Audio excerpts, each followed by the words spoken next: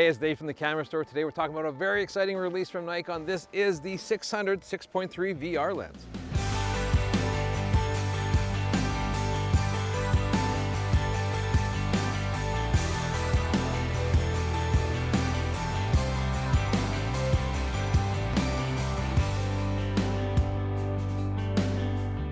We've come to one of my favorite places to test some long lenses. It's called the Inglewood Bird Sanctuary, and it's just outside of the hustle and bustle of downtown Calgary. It's like a 10-minute drive and you're in this oasis in the middle of the city. But a few days makes a big difference when it comes to Calgary weather. A few days ago we had the perfect conditions for shooting. Now it's changed a little bit, but this is a very exciting lens for Nikon to launch. Now let's put into context a little bit here. Years ago Nikon launched the 500p f lens, the phase for now lens, which is a great lens for their DSLR lineup, and people have been really looking forward to what they can do in the Z system. Now since then they brought out some pretty good lenses as far as action and sports for birding, like the 400 4.5, which is a fantastic lens, and also the 800 6.3 lens. That's a phase for now lens, which is small and light but much more technical to shoot, and honestly the 800mm sometimes a little bit too long when it comes to shooting birds.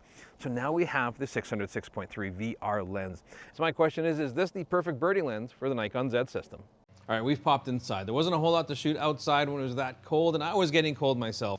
So let's talk about the lens itself. I mean, right off the bat, when you look at this lens, it's a 600mm lens, but it doesn't feel that big, that long, and it certainly doesn't weigh that much, coming in at 1,470 grams. It's very lightweight. It's only about a foot long, or just shy of 30 centimeters. The lens hood itself certainly makes it look a little more ominous, but when you get your hands on this lens and start exploring the buttons and controls, you're gonna notice it's a pretty minimalist lens, which I'm fine with. A big prime like this doesn't need to have a ton of bells and whistles, although it does have just what you need. We of course do have the autofocus manual focus switch and a full and a limiting switch. So if you know your subject is within 10 meters or beyond, you don't need to have to worry about racking closer than that. Just helps speed up the focusing. We also have a couple lens function buttons that you can customize to the camera body itself. If there's a certain custom feature you want, you can easily push the button on the lens and take advantage of that.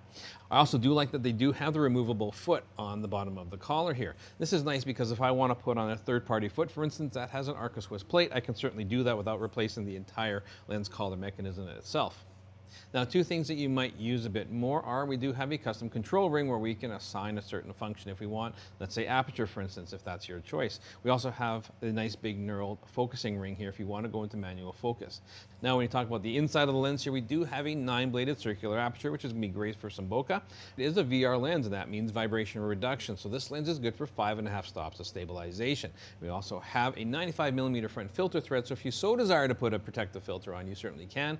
I don't know if you want to put a polarizer or an ND filter on. There'd be very specific cases for that. However, I don't usually do that on a lens like this. The front coating is a fluorine coating already. Debris sort of have trouble sticking to it as it is, but put a lens hood on there and you got that extra level of protection. I don't really worry about protective filters on a lens like this. Now, a big challenge when it comes to shooting birds is trying to capture birds in flight. It's a very tricky subject to do.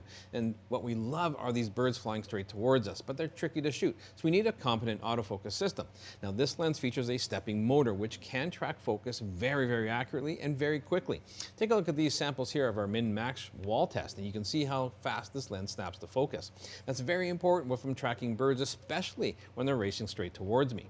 Now, the one thing to keep in mind with this lens is that it does have a minimum focusing distance of 4 meters. So it's not going to be something I want to be shooting head and shoulder portraits with. It's just not that kind of lens. But keep that in mind that as long as your subject's beyond 4 meters, this can track it quite easily. So this lens has great build quality and great functionality, and the autofocus is very snappy. But how good is the image quality from this lens? Now, it is a premium lens. You're certainly paying some really good money for 21 different elements and 13 different groups. 2 are ED, one's SD, but the big headline element is the phase Fresnel element. And so what does it do? If you ever looked at a lighthouse optic, for instance, you see that it's not just one smooth piece of glass, but it's several layers of glass kind of cut into sort of segments. And it allows the manufacturers to make a much smaller optic, but still perform exceptionally well, and I appreciate that a lot. I mean, take a look at these images here that I was able to capture. They're incredibly sharp, very good contrast. I love the background blur, and these optics, they just make the subject matter just pop off the background. And I love the look I'm getting out of this lens. Ghosting and flaring are also very well controlled. Now, the interesting thing, if you decide you want to shoot video with this lens, focus breathing is fairly well corrected as well. It's hard not to like this lens. I mean, honestly, Nikon's done a fantastic job with this lens. They've kept it nice and small, really portable, easy to handhold, no problems at all that way. The build quality is fantastic out of this, but the image quality really is exceptional. It pops.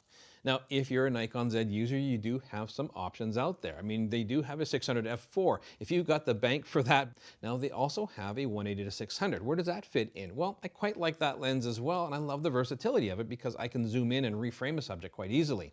However, this is a premium lens, so the optics, the coatings, everything is just a little bit better than that 180 to 600. So if you're looking for that best sort of bang for your buck and you want that 600 millimeter focal range, this certainly elevates your game a little bit more than that 180 to 600.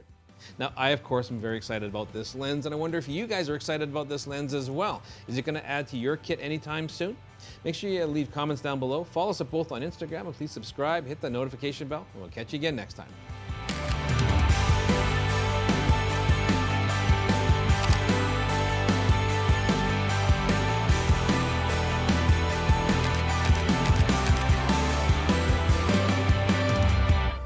Thanks for checking out this episode. If you want to check out more of our recent content, click up here. And if you're a Canadian and you want to support local, check out thecamerastore.com down here.